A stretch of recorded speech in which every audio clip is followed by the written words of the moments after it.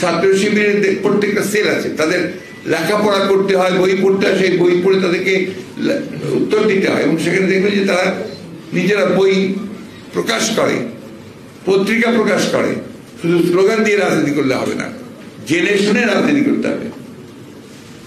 আমরা তো আসলে দুঃখজনকভাবে হলেও সত্য যে আমরা অন্যান্য দলগুলোর দিকে, দু একটা দলের দিকে যে তাকেই দেখবেন, আমি একটা রেফারেন্স দিয়ে বলতে চাই, আমি জামাতে ইসলামের রাজনীতি সমর্থন করি না, কিন্তু জামাতে ইসলামের যে কৌশল, তাদের যে রাজনীতি যে প্রক্রিয়া অত্যন্ত বিজ্ঞানসম্মত, বৈজ্ঞানিক, ঠিক কমিউনিস্ট পার্টির মতোই অনেকটা।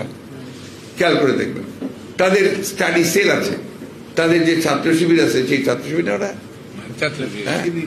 শিবির, ছাত্র শিবিরের প্রত্যেকটা সেল আছে, তাদের লেখাপড়া করতে হয়, বই পড়তে হয়, সেই বই পড়ে তাদেরকে উত্তর দিতে হয়। এবং সেখানে দেখবেন যে তারা নিজেরা বই প্রকাশ করে, পত্রিকা প্রকাশ করে। এগুলো কিন্তু আপনার চর্চাটা না থাকে, জ্ঞানের চর্চা ছাড়া, জ্ঞান ছাড়া আপনি কখনো সাকসেস অর্জন করতে পারবেন না। এটা অত্যন্ত সত্য কথা, যেটা ব্যাপারী সাহেব বলেছেন। আমি আজকে খুব বেশি কথা বলতে চাই না, প্রেসিডেন্ট জিয়া সম্পর্কে শুধু ওইটিকে আপনার বললাম যে আপনারা তাকে জানার চেষ্টা করেন, বোঝার চেষ্টা করেন। যে কারণে আমি ফাউন্ডেশনকে আমি সবসময় অনুরোধ করছি যে আপনারা দয়া করে, আমি অনেক আগেও বারবার করে বলেছি যে আপনারা become a think tank of BNP. BNP হতে যেন না, থিঙ্ক ট্যাঙ্ক হন বিএনপি। এবং আপনারা বইপত্র শুধু নয়, আপনারা আলোচনা করেন, সেমিনার করেন, নট দিস টাইপ অফ আলোচনা, সেমিনার করেন, ওয়ার্কশপ করেন, যেগুলোর মধ্যে দিয়ে জিয়া রহমানকে আরো বেশি করে আমরা জানতে পারি, ছড়িয়ে দিতে পারি, বোঝাতে পারি। একটা বিরূপ পরিবেশে আমরা আছি। আপনি জিয়া রহমান কথা বললেই আপনাকে মারতে আসবে।